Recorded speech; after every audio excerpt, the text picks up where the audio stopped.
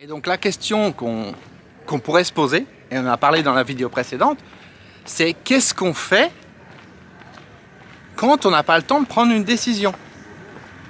Qu'est-ce qu'on fait quand il faut décider tout de suite et qu'on ne peut pas laisser passer 3 jours, 3 nuits?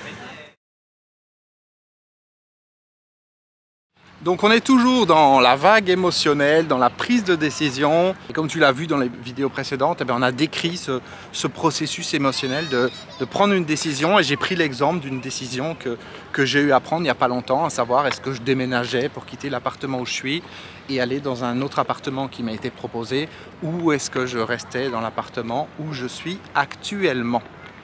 Et je t'ai expliqué les erreurs que j'ai faites dans cette prise de décision, à savoir ne pas laisser passer la vague émotionnelle, entretenir au contraire la vague émotionnelle, parce que c'est ce que le mental veut. Le mental, il veut que tu penses, parce que plus tu penses, plus tu vas être dans l'émotion. Tu vois? Parce que quand tu penses, il y a des émotions, ça remue, et ce truc qui remue t'amène à penser encore plus, et du coup, le mental, il a gagné, parce que j'ai passé 3 jours complets, voire peut-être même plus. Si on prend compte du fait que j'ai visité l'appartement le jeudi et pas le vendredi, je m'étais trompé de date, et bien voilà, concrètement, il a gagné le mental. Pendant 4 jours, j'étais complètement dans le mental, dans la réflexion, dans l'analyse. Et ça, c'est pas bon. C'est pas bon parce que ça me décentre. Donc toutes les décisions que je peux prendre, tout ce qui se passe au quotidien, mes relations avec mes proches, l'énergie que je peux avoir dans le travail, etc. Tout ça, c'est foutu en l'air. Tout ça, c'est perturbé. Parce que l'émotion, ça bouffe énormément d'énergie. Tu as dû le remarquer déjà, si à un moment donné, tu as des décisions à prendre, s'il y a des choses qui ne sont pas évidentes au niveau émotionnel, ça bouffe énormément d'énergie. Et c'est pour ça que c'est important de pouvoir gérer ses émotions. C'est probablement, pour certaines personnes, une des choses les plus importantes. Et donc la question qu'on pourrait se poser, et on en a parlé dans la vidéo précédente, c'est qu'est-ce qu'on fait quand on n'a pas le temps de prendre une décision? Qu'est-ce qu'on fait quand il faut décider tout de suite et qu'on ne peut pas laisser passer 3 jours, 3 nuits? Parce que je t'expliquais, c'était important de pouvoir laisser passer 3 jours, 3 nuits avant de prendre une décision, de laisser passer la vague émotionnelle. Donc qu'est-ce qu'on fait quand on ne peut pas le faire? Alors déjà, la première des choses, c'est qu'en cas d'urgence absolue, il faut que tu puisses au minimum, et je dis bien au minimum, laisser passer une journée, enfin une nuit. Il faut absolument que tu puisses dormir dessus. Ça, c'est essentiel. Parce que c'est pendant la nuit qu'il y a ce lâcher prise, il y a un changement, il y a un recadrage. Comme je te disais précédemment, par exemple, quand je fais mes ateliers ou quand je suis dans mon coaching de groupe le mardi soir, les gens qui participent au coaching de groupe, il y a un recadrage où l'espace d'une heure, quelquefois ça peut être 1h30, ils vont totalement oublier leurs problèmes du quotidien parce qu'on se retrouve dans une autre situation, quelque chose qui est intense, qui les change totalement d'atmosphère. Et parce que ça les change d'atmosphère, il y a un recadrage qui se crée. Attends, je vais essayer de ne pas me faire écraser. On va quand même finir la vidéo. Il y a un recadrage qui se crée, qui fait que cette vague émotionnelle, elle passe. Donc il faut avoir la conscience qu'il faut que tu laisses au minimum passer une nuit. Mais c'est pareil, laisser passer une nuit, dans mon cas de figure par rapport à cet appartement, c'est pas je m'endors en regardant les vidéos sur mon iPad que j'ai filmé de l'appartement pour bien m'en imprégner et je me réveille et je me remets dans la vidéo. On est bien d'accord. C'est vraiment un recadrage, je laisse passer la vague émotionnelle. Et ça, c'est le grand minimum. Dans un cas de figure comme celui que j'ai vécu, ça aurait dû être 3 jours complets. Idéalement, je prends ma valise et je pars à l'hôtel je ne sais où et pendant 3 jours, 3 nuits, je ne pense pas du tout ni à mon appart actuel, ni au possible nouvel appartement. On est d'accord? Alors tu vas me dire, oui, mais il y a tout un ensemble de contextes où c'est pas possible. Il faut comprendre une chose. C'est que les choses ne sont pas possibles parce qu'elles sont poussées par la vague émotionnelle des gens. Que ça soit notre vague émotionnelle ou la vague émotionnelle des personnes avec qui on a une interaction.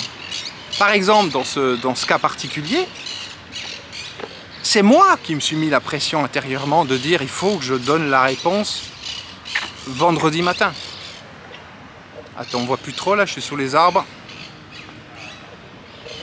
J'essaie de m'asseoir là-bas si c'est au calme, je suis pas sûr. C'est un petit endroit où je venais avant l'été. Je venais plus en fin de journée, donc la lumière était un petit peu différente. Là, elle est un peu forte. En même temps, il est quoi?